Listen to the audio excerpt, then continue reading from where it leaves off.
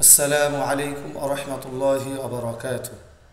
إن الحمد لله والصلاة والسلام على من لا نبي بعده. أما بعد فأعوذ بالله من الشيطان الرجيم. بسم الله الرحمن الرحيم. الذين يؤمنون بالغيب ويقيمون الصلاة ومما رزقناهم ينفقون إلى آخر الآية. وقال رسول الله صلى الله عليه وسلم: بني الإسلام على خمس: شهادة أن لا إله إلا الله وأن محمد رسول الله وإقام الصلاة وإيتاء الزكاة والحج وصوم رمضان.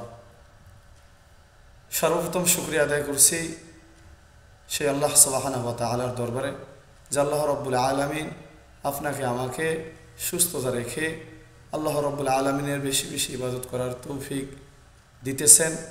দিচ্ছেন।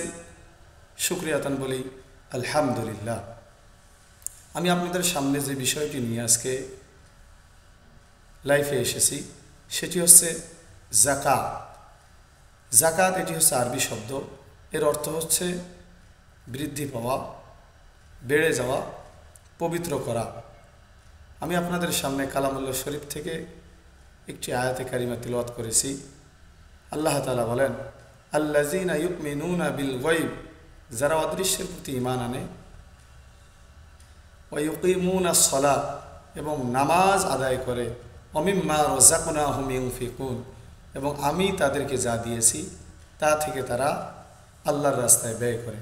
আল্লাহ রসুল বলেন, বুনিয়াল ইসলাম আলা খামসিন: শাহাদাতিন আল্লা ইলাহা ইল্লাল্লাহ ওয়া আন্না মুহাম্মাদার রাসূলুল্লাহ ওয়া ইকামিস সালাত ওয়া ইতাইজ যাকাত ওয়াল হজ্জ ওয়া সাওমি রমাদান।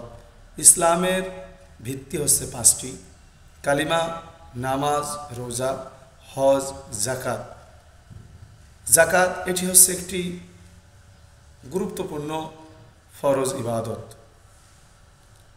যার নিকট নিসাব সমপরিমাণ মাল থাকবে তার উপরই যাকাত দেওয়া ফরজ।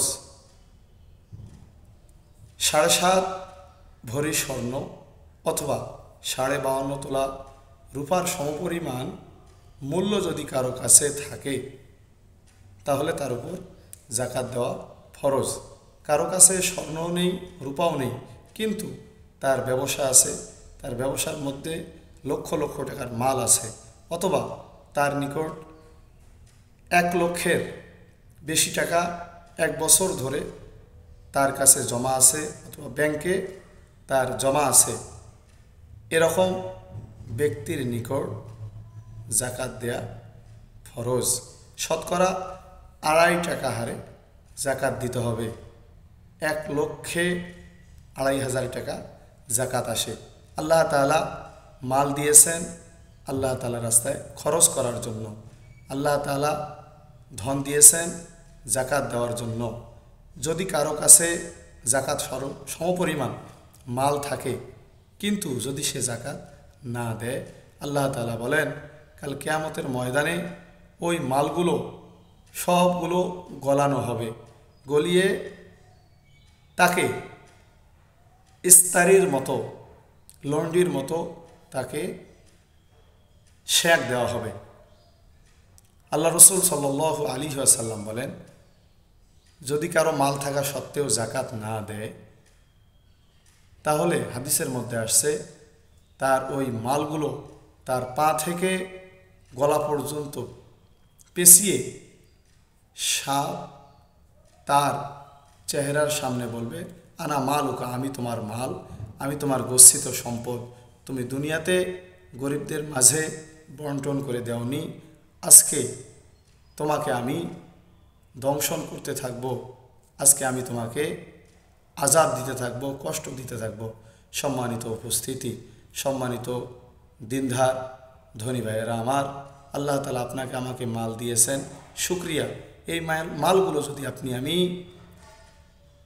হিসাব করে যদি ব্যবহার করি তাহলে মাল আপনার আমার জন্য নাজাতের ওসিলা হবে। আর এই মাল যদি আপনি আমি সঠিক জায়গায় দিতে না পারি, গরিবদের মাঝে বন্টন করতে না পারি, তাহলে এই মাল কাল কিয়ামতের ময়দানে আপনার আমার বিপদের কারণ হয়ে যাবে। এই জন্য এখন মাহে রমজান মাস চলতেছে, ব্যবসার মাল আপনার আমার ধন সম্পদ হিসাব করে জাকাত দেওয়ার জন্য এখন থেকে চেষ্টা চালাবো। আল্লাহ তাআলা আপনাকে আমাকে গরিবদের মাঝে জাকাত বিলি বন্টন করার তৌফিক দান করুক। সকলে বলুন আল্লাহুম্মা আমিন।